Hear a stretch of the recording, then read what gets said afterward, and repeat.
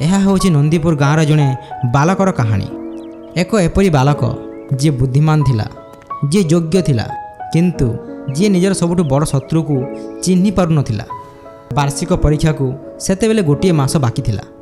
ପ୍ରତିଦିନ ତାର ମା ତାକୁ ବୁଝାଉଥିଲା, ପୁଅ ଏବେ ସମୟ ଅଛି, ପ୍ରତିଦିନ ଅଳ୍ପ ଅଳ୍ପ ପଢ଼, ପରୀକ୍ଷା ଆସିବା ପୂର୍ବରୁ ସବୁ ସରିଯିବ।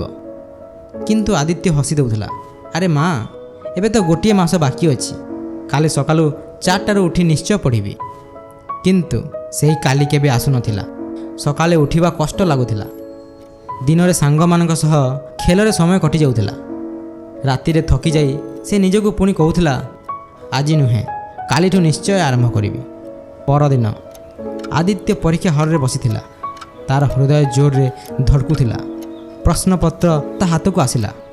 ସେ ପ୍ରଥମ ପୃଷ୍ଠା ଖୋଲିଲା, ତାପରେ ଦ୍ୱିତୀୟ, ତାପରେ ତୃତୀୟ। କିଛି ପ୍ରଶ୍ନ ତାକୁ ଚିହ୍ନା ଚିହ୍ନା ଲାଗୁଥିଲା, କିନ୍ତୁ ଉତ୍ତର ଗୁଡ଼ିକ ତା ମନରୁ ହଜିଯାଇଥିଲା। ସେ କେବଳ ପ୍ରଶ୍ନପତ୍ର ଓଲଟାଉଥିଲା ଏବଂ ଚାରିପାଖରେ ବସିଥିବା ଛାତ୍ରମାନଙ୍କୁ ଦେଖୁଥିଲା, ଯେଉଁମାନେ ଲେଖୁଥିଲେ, ଯେଉଁମାନେ ପ୍ରସ୍ତୁତ ଥିଲେ, ଯେଉଁମାନେ ନିଜର ଆଜିକୁ ବ୍ୟବହାର କରିଥିଲେ। କିଛି ଦିନ ପରେ ପରୀକ୍ଷାର ଫଳ ଆସିଲା। ଆଦିତ୍ୟ ଅସଫଳ ହୋଇଥିଲା। ଜ୍ଞାନର ବୃକ୍ଷ ଧୀରେ ଧୀରେ ବଢ଼େ। ପ୍ରତିଦିନର ଛୋଟ ଛୋଟ ପ୍ରୟାସ ତାକୁ ବଡ଼ କରେ। ଏବଂ କାଲି ଗୋଟିଏ ଏପରି ଚୋର ଯିଏ ଆଜିର ପରିଶ୍ରମ ଏବଂ ଆଗାମୀ ଦିନର ଖୁସିକୁ ଚୋରି କରିନିଏ। ସେହି ଶବ୍ଦ ଗୁଡ଼ିକ ଆଦିତ୍ୟର ହୃଦୟରେ ଗଭୀର ଭାବରେ ବସିଗଲା। ସେହିଦିନ ଆଦିତ୍ୟ ଗୋଟିଏ ନିଷ୍ପତ୍ତି ନେଲା।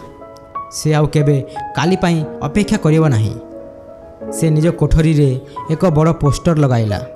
ସେଥିରେ ଲେଖାଥିଲା, କାଲି କେବେ ଆସେ ନାହିଁ, ଯାହା ଅଛି ଏହି ମୁହୂର୍ତ୍ତରେ ହିଁ ଅଛି। ସେହି ଦିନଠାରୁ ତାର ଜୀବନ ବଦଳିବା ଆରମ୍ଭ ହେଲା। ସ୍କୁଲରେ ଯାହା ପଢ଼ି ଆସୁଥିଲା, ଘରେ ଆସି ତାହା ଅଭ୍ୟାସ କରୁଥିଲା। ପ୍ରତିଦିନ ଅଳ୍ପ ଅଳ୍ପ, କିନ୍ତୁ ନିୟମିତ ଭାବରେ। ଧୀରେ ଧୀରେ ପାଠ ପଢ଼ା ତା ପାଇଁ ବୋଝ ନୁହେଁ, ଅଭ୍ୟାସରେ ପରିଣତ ହୋଇଗଲା। ସମୟ ପୁଣି ଗଡ଼ି ଚାଲିଲା। ପୁଣି ଥରେ ପରୀକ୍ଷା ଆସିଲା। କିନ୍ତୁ ଏଥର ଆଦିତ୍ୟ ପ୍ରସ୍ତୁତ ଥିଲା, କାରଣ ସେ ଶେଷ 2 ଦିନ ଉପରେ ନୁହେଁ, ପୁରା ବର୍ଷ ଉପରେ ଭରସା କରିଥିଲା। ଏବଂ ବର୍ଷ ଶେଷରେ ଯେଉଁ ବାଲକ କେବେ ଅସଫଳ ହୋଇଥିଲା, ସେହି ଆଦିତ୍ୟ ସମ୍ପୂର୍ଣ୍ଣ ଜିଲ୍ଲାରେ ପ୍ରଥମ ସ୍ଥାନ ଅଧିକାର କଲା। ଦର୍ଶକ ବନ୍ଧୁ, ସଫଳତା କୌଣସି ଗୋଟିଏ ଦିନର ପରିଶ୍ରମର ଫଳ ନୁହେଁ, ଏହା ପ୍ରତିଦିନର ଛୋଟ ଛୋଟ ପ୍ରୟାସର ସଂଗ୍ରହ।